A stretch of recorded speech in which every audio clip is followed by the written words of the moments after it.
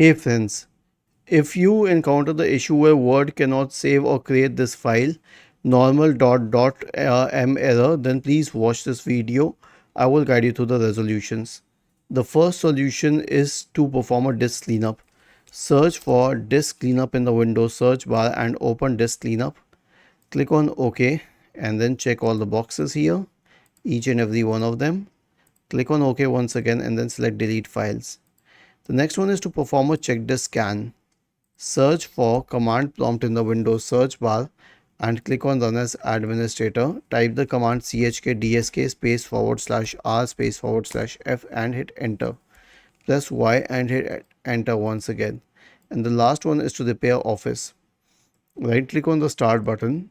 Select settings from the menu. Go to the apps tab on the list on the left hand side. Select installed apps and then scroll down to Microsoft Office. Click on the three dots associated with it.